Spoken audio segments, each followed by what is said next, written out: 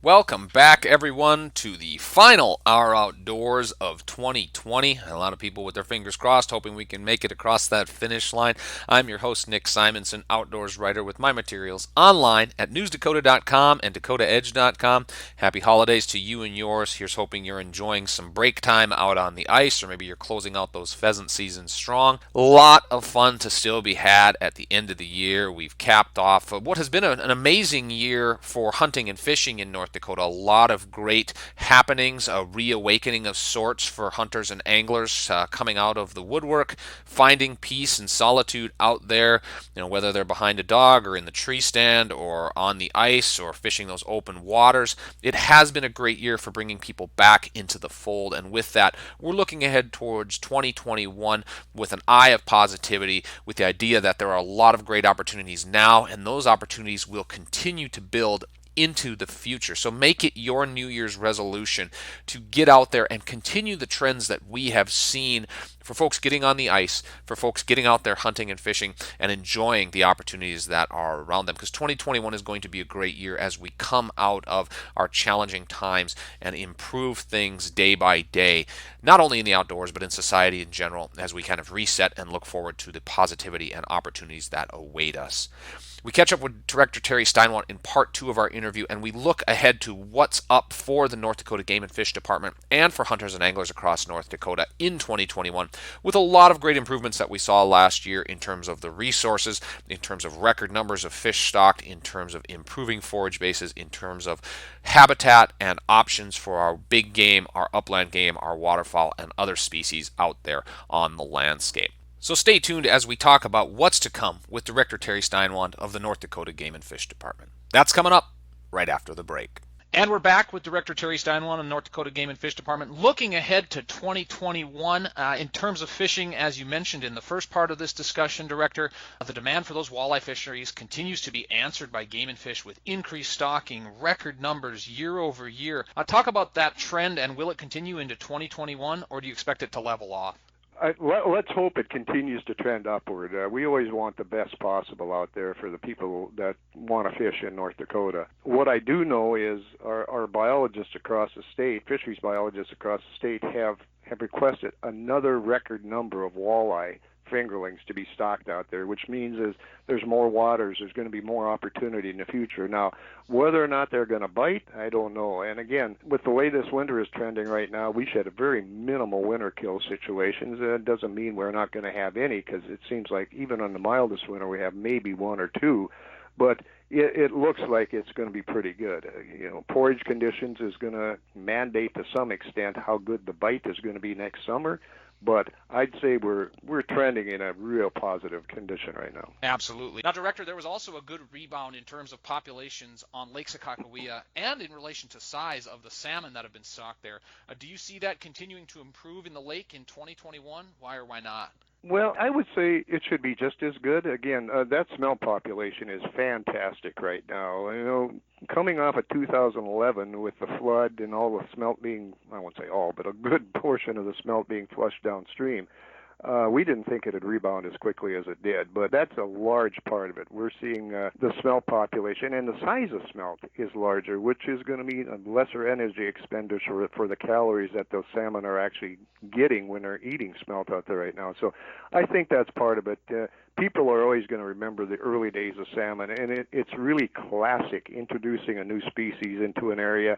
You're going to have that tremendous growth, big fish, and then they're going to drop and then stabilize a little bit. And that's really what has occurred. Of course, forage availability is going to be a huge thing, and I think we're seeing the effect of that great smelt population on Lake Sakakawea right now in terms of not only salmon numbers and size, but walleye, northern pike, all the other predators out there. Yeah, it's good to have those smelt back, making up a big chunk of that food.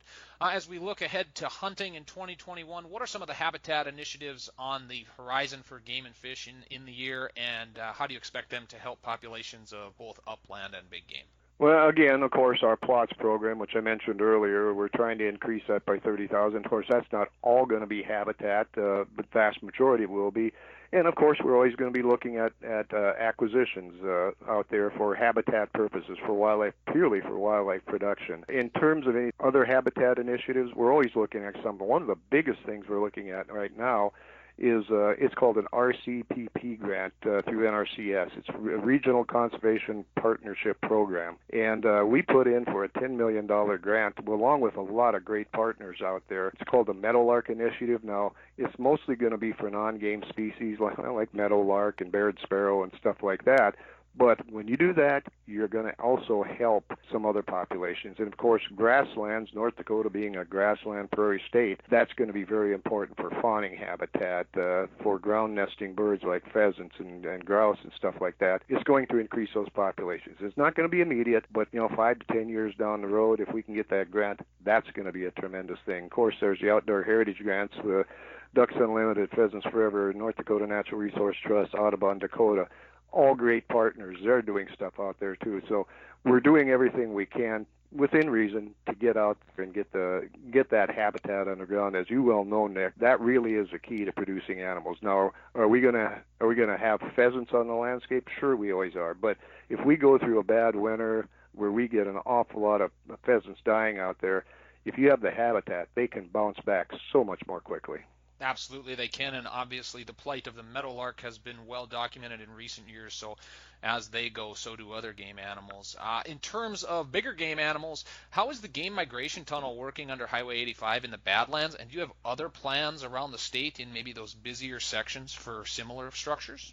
Well, it seems to be working well. Actually, we had biologists up there, I believe it was just last week or maybe late the week before, and they're actually seeing tracks through there already. So we know mule deer. Actually, we think bighorn sheep are using it right now. And I'd be remiss. This isn't all game and fish.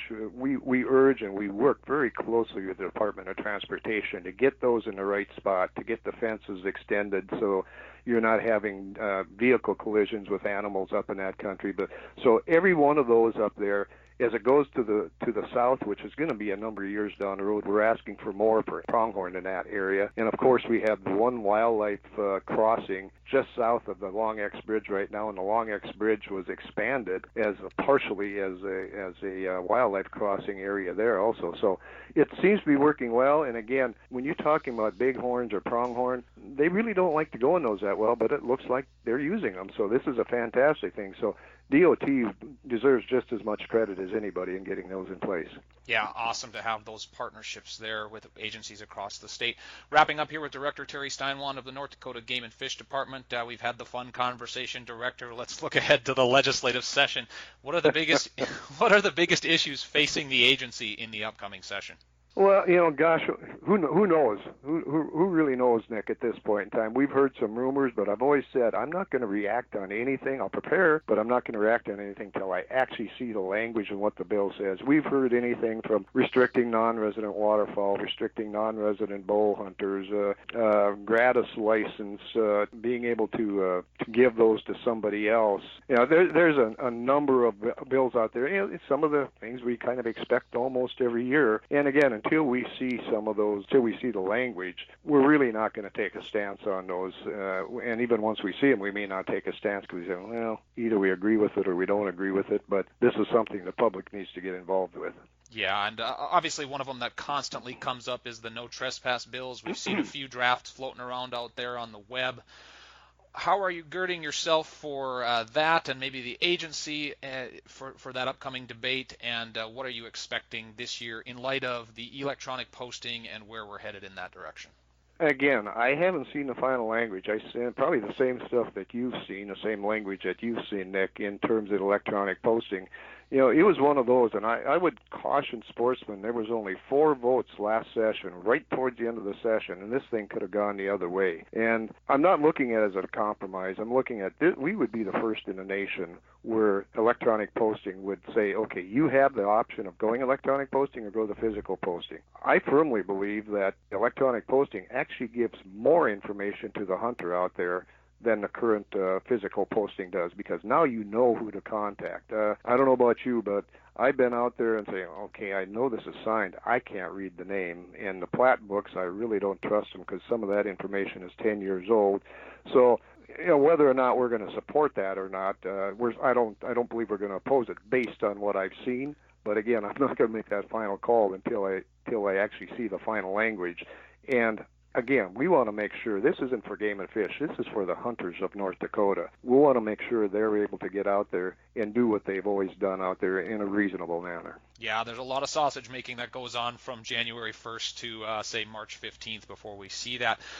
In the last session, Director, it was kind of whispered in the halls that 2019 would be your last session prior to retirement. Are you up for 2021, and can you comment as to how long you'll still be with the department? I know I had to throw you one hardball question here.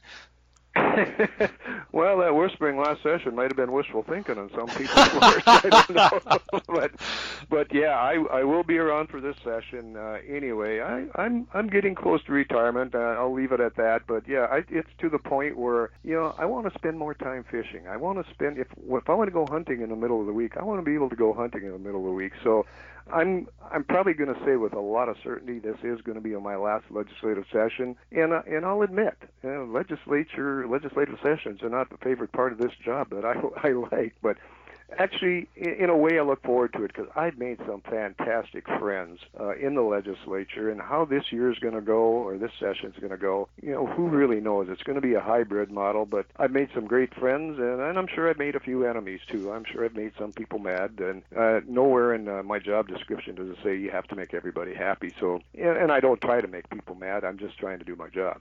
That's right. No, we appreciate the work you do, and obviously with the legislature as well, it's very important that your leadership is there.